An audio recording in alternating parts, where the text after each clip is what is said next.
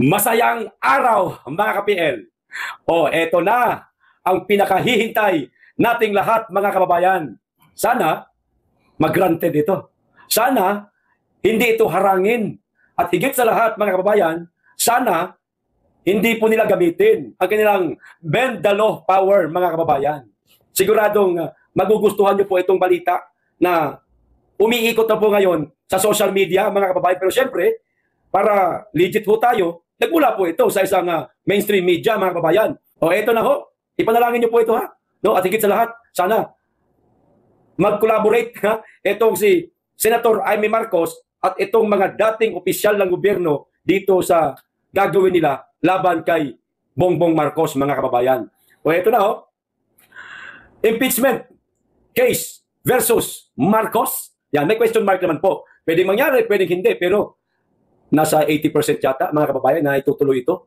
Pinag-aaralan ngayon ng ilang dating opisyal ng gobyerno ang posibilidad ng paghahain ng impeachment case laban kay Pangulong Ferdinand Marcos Jr., mga kababayan. Maraming kadahilanan yan.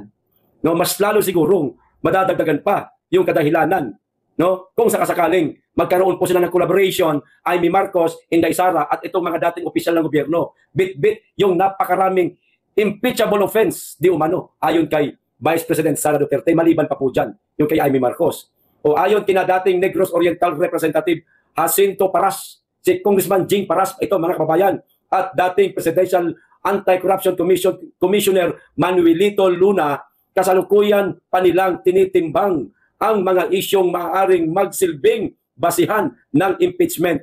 Kung sila-sila lang po, mga kababayan, kung yung basihan lang nila yung mga tungkol sa sinabi ni Senator Amy Marcos, ampaw, kulang. Kasi natuwa tayo doon sa mga sinabi ni Amy Marcos, mga kababayan, pero hahanapan po kasi ng ebidensya no? Pagdating sa korte total, sinabi na rin lang ni Senator Amy Marcos na maraming mga kapulisan, maraming mga kasundaluhan na nasa loob mismo ng Palasyo Malacanang ang nagbibigay sa kanyang mga impormasyon, mga litrato, at baka meron pa ngayong mga video na tungkol pa rin po sa paggamit ng ipinagbabawal na gamot ng ating Pangulo. Kung magkaisa sila, abay, napakalaki pong posibilidad, mga kababayan, na ma-impeach itong si Bongbong Marcos. Ito pa, kabilang sa mga nakikitang dahilan ang umano'y hindi pagbeto ni ng Pangulo sa mga budget insertion, ang pagkakadawit sa kanya ni Saldico at ang akusasyon ni Senadora Amy Marcos na gumagamit umano ang Pangulo ng illegal na droga, mga kababayan. Yun, natumbok, mga kababayan. Kaya pala, ayon kay Saldico, di ba, meron siyang insertion na 100 billion. Kaya pala hindi niya veneto, mga kababayan, itong napakalaking budget po na pinaghihinalaan ngayon ng ating mga kababayan na meron itong kaakibat na pagnanakaw na. Dahil meron pala siyang insertion na 100 billion. At isa yan sa nakikitang dahilan nito mga dating opisyales ng gobyerno, mga kababayan. At etong kay Senator Amy Marcos, eto lang, sana mapanood tayo nila former Congressman Jing Paras at saka ni Manuelito, ano nga ito pangalan nito? Itong dating commissioner na si Manuelito Luna. Sana mapanood itong video natin. Bagamat wala tayong karapatan na mag-advise sa kanila dahil dihamak na mas magagaling yan sila. Pero kung ang layunin nyo talaga mapa-impeach si Bongbong Marcos, siguro naman napakadali na lang para sa inyo, mga sir, na kontakin ang pangalawang Pangulo, BP Inday Sara. Na ayon na rin sa mga sinabi ni BP Inday, meron di umano siyang hawak na 5 kadahilanan na impeachable offense laban kay President Bongbong Marcos. Maaari po ninyong magamit yon, mga sir. No, sana kumatok kayo sa tanggapan ng pangalawang Pangulo at hiramin lang, humingi kayo ng kopya, patunay na merong mga nagawang paglabag ang ating Pangulo para magtagumpay po kayo, mga sir, sa inyong pagpapa-impeach dito sa ating Pangulo dahil matagal na pong gusto yan ng karamihang nating mga kababayan, mapa-DDS man o hindi. Dahil nga sa wala sila nakikitang improvement sa bansa natin, no? Wala man ang proyektong nagawa, higit sa lahat, hindi nakapagbibigay ng hanap buhay sa ating mga kababayan. Walang ibang ginawa kundi puro ayuda. Yan na lang ang ginagawa nilang sandalan para bumango sila sa ating mga kababayan. At higit sa lahat, kay Senator Amy Marcos dahil napakainit pa po ngayon ng isyo, mga sir. Katukin din po ninyo ang tanggapan ni Senator Amy Marcos. Hingin po ninyo, mga sir, yung mga ipinadala sa kanyang mga impormasyon mula po mismo sa loob ng Palasyo Malacanang di umano, ayon yan, kay Senator Amy Marcos, mga kapulisan doon, mga kasundaluhan doon, merong nakuha ng mga impormasyon, mga litrato, o maaaring video pa nga, na magagamit, no, sa araw ng pagdinig kung sakasakali na hindi maapektuhan ng bend the law power nila, yung inyong isasampa na impeachment case laban sa ating presidente. Yan ang pinaka-the best. Kasi kung babasihan lang yung budget, bakit hindi Benito at saka yung mga pasabog ni Amy Marcos, okay na yun, pero kulang. Maganda talaga yung merong mga dokumento. Tulad ng sinasabi ni Amy Marcos at ni BP Inday Sara na meron di man siyang 5 na mga kadahilanan. Sana dumulog kayo, mga sir, kung gusto po ninyong magtagumpay diyan sa ihahain po ninyong impeachment case laban kay Bongbong Marcos. Yan lang naman. At ang taong bayan, lalong-lalo na mga DDS, mga kababayan nating walang pinipiling politika kundi ito na lang mga hindi nagugustuhan ang pamamalakad ng Administrasyon Marcos. Sigurado ho ako, nakasuporta po sa inyo, mga sir. Dahil kung hindi ako nagkakamali, napakarami na po sa ating mga kababayan ang gusto ng magpalit na ng presidente. Unang-una, yung mga pangako niya dahil walang natupad. Yung simpleng 20 pesos kada kilo ng bigas, hindi niya naibigay. Nagkaroon man ng 20 pesos na bigas sa Cebu, binenta naman. Umani tuloy sila ng pangungutya, nga hindi lang sa mga taga Cebu, kundi sa buong bansa. Di po ba? At marami pa na mga bagay, mga sinabi ni President Bongbong Marcos na nadismaya yung ating mga kababayan. Pabahay, 1 million kada taon, na alam kong maraming umaasa doon na magkakaroon sila ng sarili nilang tahanan, pero hindi natupad. Nadismaya sila, nainis, nag-withdraw ng suporta, ngayon nag-iingay na. Ano pa ba? Build. Na ang sabi niya, ipagpapatuloy niya daw yung nasimula ng dating Pangulong Duterte. Meron ba nagawa? Wala. Ano pa? Maharlika Investment Fund. Nasaan na? Kamusta na? Wala na tayong nababalitaan. Napakalaking halaga hunon, mga kababayan. Pero bakit? Hindi man lamang po sila magbigay ng update tungkol doon kung ang pera ba ay lumalaki. Nang sa ganun mapakinabangan ng ating mga kababayan at ng gobyerno. No? Wala. Diba? Na para bagang naglagak lang sila doon sa investment fund na yun sa Maharlika para ibulsa. Parang gano'n ang kinalabasan kasi. Ninakaw lang ang pera. Kunwari, merong Maharlika Investment Fund, naglaan ng malaking pondo, tapos biglang naglaho, yung pala, nasa bulsa na. Yan ang nasa isip ngayon ng ating mga kababayan. At napakarami pa na mga kadahilanan. Isa na rito yung pagdawit ni Saldico sa kanya. At sa insertion niyang 100 billion, kamusta na? Meron pa, PhilHealth. Pinakakuha niya na magsusulit siya ng 60 billion. Wala na. Sinisingil na siya ngayon ng PhilHealth na, Mr. President, nasaan na po yung ipinangako ninyo na isusuli po ninyong 60 billion? Bakit hanggang ngayon wala pa? Imposibleng hindi rin po nadismaya yung mga taga-PhilHealth na hanggang ngayon wala pa, hindi pa nila natatanggap.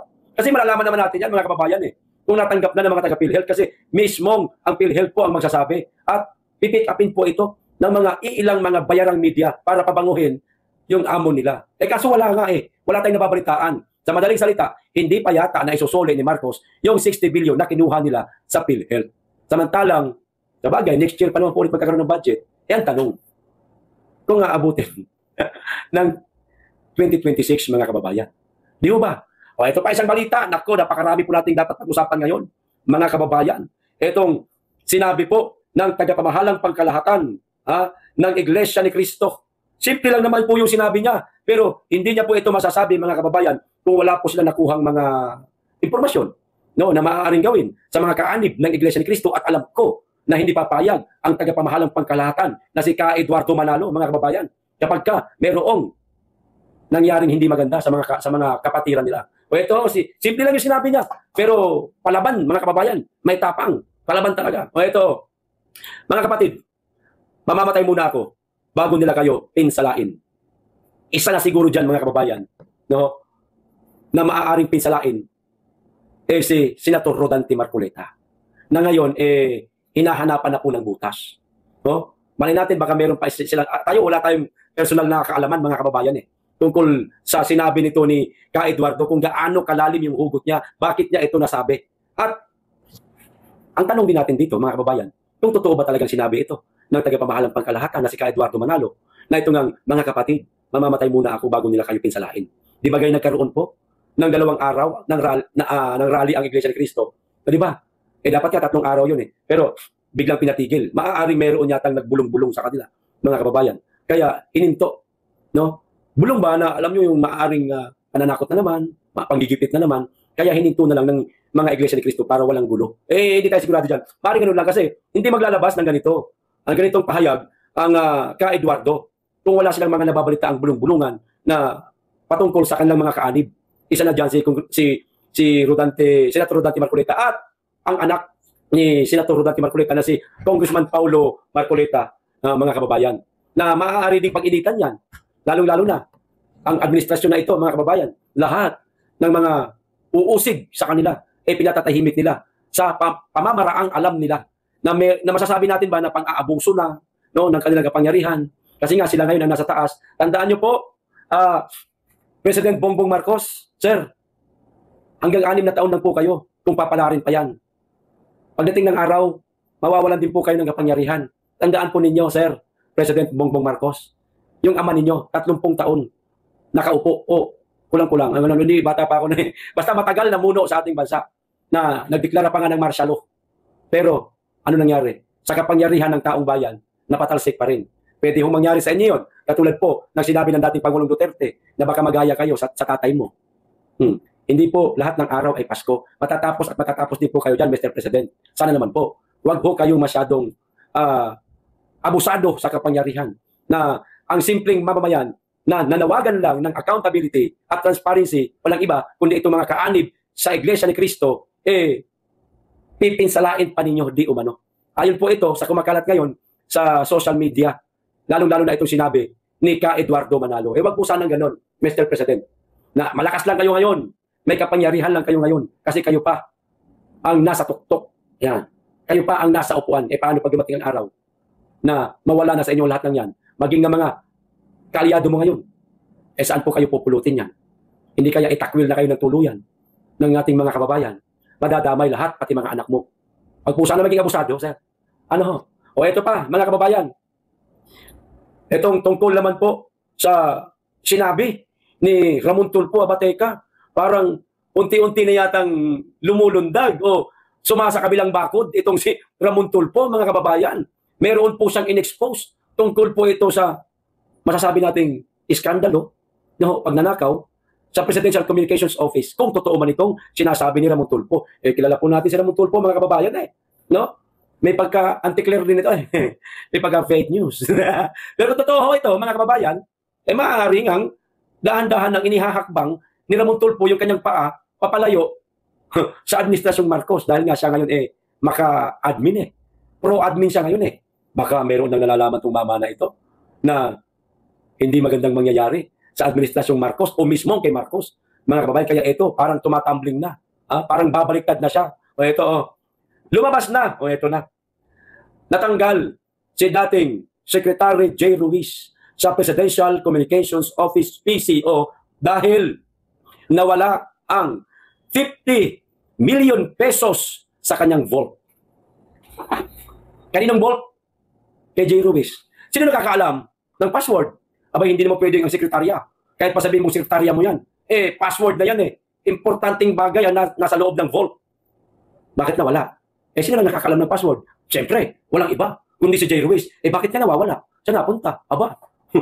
Malay ba natin? Pero kung kayo, ang pahuhusgahin, mga kababayan, saan po napunta yung 50 million? Sige nga. Pag-comment na lang po. Ito pa. Ang nagsabi sa akin ay isang Tweety Bird sa loob ng PCO. Ayan. Sino kaya itong Tweety Bird sa loob ng PCO na nagsabi kay Ramon Tulfo, mga kababayan? Totoo nga ang sinasabi ni Mike Abe, na meron din palang mga anomalya dyan sa loob ng PCO. Di ba? Bakit may ganoong kalaking halaga sa isang opisina ng gobyerno? Di masabi ng Tweety Bird. Hindi sinabi. No? Hindi sinabi, Ito. Hindi inireport sa pulisya ang pagnanakaw dahil di mapaliwanag kung saan ang pinanggalingan nito. Hindi kaya ito na yung mga binibigay monthly ni Lisa Marcos? Di ba may lumabas na ganyang issue? At maging si dating Executive Secretary Lucas Bersamin, nagbibigay din, naipon lang. Pinarami lang. Nung dumami, nawala sa sarili niyang vault. Tapos, nasaan na ngayon yung mama, mga kababayan? Natanggal. Ito pa. Pero, may haka-haka na ipambabayad sana ang 50 million sa mga influencers at vloggers na defender ng administrasyong BBM. Kita nyo na, mga kababayan? Tapos, sinasabi ni Bongbong Marcos at ni Auntie Claire, wala daw silang mga trolls. Ay, trolls? Iba yung trolls. Iba pa yung trolls, ha? Na binabayaran. Sinasabing wala daw silang influencer at vlogger. May umami na nga eh. Di ba? Si Makagago. Di umano, pati rin daw si Bustoyo. Gaano ba katotoo yun, mga kababayan? Di ba? At, siyempre ako, hindi na po lingid sa kalman ko yan, mga kababayan. Galing po tayo sa sa Bongbong Marcos vlogger eh. Kaya lang, tumambling tayo, 2 taon mahigit na ang nakalipas kasi nga, hindi na po natin may pagtanggol. Ang sakit na po sa ulo. Hindi na po natin alam kung paano pabanguhin yung pangalan niya. Tumambling ho tayo. Alam po yan ng mga matatagal na narito sa channel na ito na nakasubaybay kay Pambansang Loyal. Di ba kaya tayo tumambling? Meron pa nga tayong mga litratong inilabas nun eh. Hindi po lingid sa ating kaalaman yan na merong mga ganoong kalakaran. Pero presyuhan, hindi ko ho alam, mga kababayan. Kasi ako, hindi po ako nakatanggap ng libo-libo. Pag sinabing libo-libo, 10,000, 20,000, 30,000, hindi ko tayo nakatanggap ng ganyan. 1,000 lang pag gasolina. 1 beses lang pati yun. Nagpunta ako doon sa inauguration. Tinawagan ako ng taga-PCO, nagpunta ka ron. Pag gasolina, yun lang yun. Pero maliban doon sa mga malalaki, napakalaking halaga nito, 50 million, pambabayad daw sa mga influencer at vloggers, pero nawawala. Naku, magugutom yung mga vlogger nito. Ayusin yung pagbabayad sa mga yan. Naku, pwedeng kumanta yung mga vlogger na yan. Ako, kilala ko karakas na mga yan.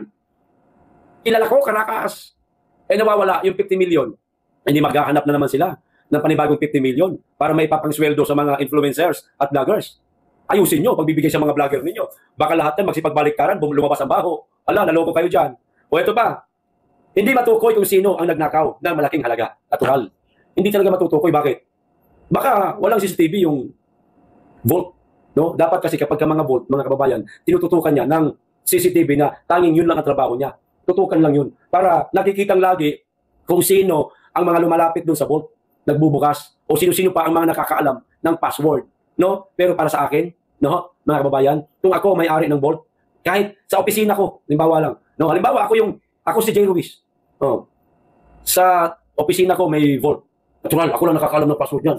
Hindi ko pamimigayan. Pero ang tanong, bakit nawawala? Hindi kaya mayroong nakasalisi kay J. Ruiz, mga kababayan? O baka naman? Baka lang. Di ba? Ngayon, kayo na lamang po ang humusga, mga kababayan, kung sino ang kumuha ng 50 million sa vault ni J. Ruiz. Bakit nawawala? At dahilan, kaya siya natanggal, mga kababayan. Okay, ito pa.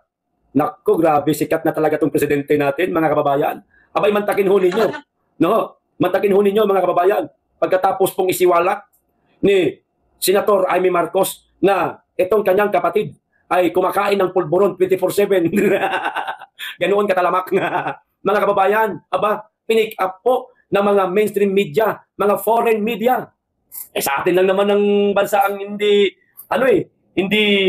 nagbibigay ng matalim na komento, reaction, itong mga mainstream media natin. Kasi, siyempre, may takot. Baka i-suspend rin yung kanilang prangkisa. Pero, sa iba't ibang bansa ho, mga kababayan, pinick up po itong mga pasabog ni Amy Marcos na kumakain ng pulburon 24/7 si Bangal. Marcos Family Feud, Philippine President, microdoses, pulburon, sister claim.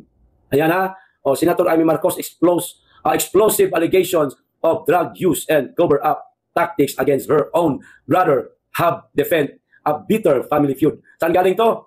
Ito yung una South China Morning Post, mga kababayan. Pangalawa, The Guardian. Ay, nakikita nyo naman po. Pangatlo, Al Jazeera. Pang-apat, Telegraphy, mga kababayan. Pang-lima, Independent. Pang-anim, TheVibes.com. Pang-pito, NBC News.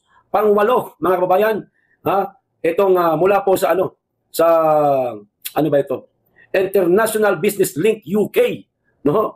Tama ba ito? Ito nga yun. At pang-siyam, Daily Journal. Pang-sampu, O, parehas pa rin, ganun pa rin sa International Business Times pa rin ng UK. O. Pang-11, mga kababayan, Nova News. Pang-12, tama ba yung bilang ko? Sa Herald naman po, Herald.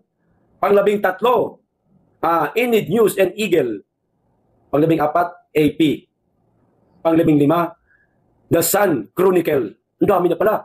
At pang-16, Arab News, mga kababayan. Ganyan na po karami ang mga nag-pick up sa mga pasabog ni Senator Amy Marcos, mga kababayan. Alam na po ng iba't ibang bansa. Kung noon, maaaring mahirap paniwalaan yung sinabi ng dating Pangulong Duterte. Maaaring hindi sila naniwala itong mga mainstream media na ito. Pero ngayon, kapatid na ho kasi may sabi No? Imposible hindi po malalaman ni Amy yung mga galaw, mga tarantaduhan, mga kalokohan, mga pagpupulburon ni Bongbong Marcos. Kapatid ho sila At si Amy Marcos na rin may sabi na alam di umano ito ng buong angkan nila na ang mag-asawa, maging ang kanilang mga anak ay kumakain ng pulburon 24/7. Nakakahiya. Sumikat ka nga, Mr. President, pero sa mabahong kadahilanan. Ang pagsikat nyo po, Mr. President, hindi po nakakataas noo sa ating mga kababayang OFW na naroon sa mga bansang ito. Hindi po may pagmamalaki. Mahihiya rin po yung ating mga kababayan, mga OFW. Ano pakiramdam ninyo kapag kasi nasabihan kayo ng inyong employer, ng presidente ninyo adik? Di ba masakit? Di ba ang layo ng diferensya sa dating Pangulong Duterte na kayo'y pinupuri, ang ating bansa pinupuri, ang ating presidente pinupuri kasi napakagaling na presidente. Pero anong ginawa nila? Pinadala nila sa dahig, isinuko nila. Trinaydor nila, mga kababayan. Ano pakiramdam, mga kababayan naming OFW, na tinatanong kayo ng inyong mga employer, ano nangyari sa Pilipinas, sa bansa ninyo, bakit adik pala yung presidente ninyo? Siyempre maniniwala yung mga tao, ng iba't ibang bansa at malaman ito, itong tungkol sa pasabog ni Amy. Maniniwala, kapatid na kasi may sabi Meron ba namang isang kapatid na nagmamahal sa kanyang kapatid na sabihin ang baho niya? Siguro, sa palagay ko, karamihan, pinagtatakpan. Kaya, humahantong sa pagkasira ng kalusugan ng kanilang mga mahal sa buhay kasi kinukonsinti nila. Pero iba, si Amy Marcos, anong ginawa niya? Isiniwalat niya sa publiko, nalaman ng iba't ibang mga foreign media. Kaya ayan, pinag-uusapan. Ganyan po ngayon kahiyahiya ang Pilipinas. Sana yung mga dating opisyal ng gobyerno na magsasampa ng impeachment laban kay President Bongbong Marcos, mangalap po kayo ng napakaraming ebidensya. Yung mahihirapan po silang itanggi para magtagumpay kayo sa laban ninyo. Okay, hanggang dito lang. Maraming salamat. Mag-iingat kayong lagi at higit sa lahat, mahalin natin ang Pilipinas.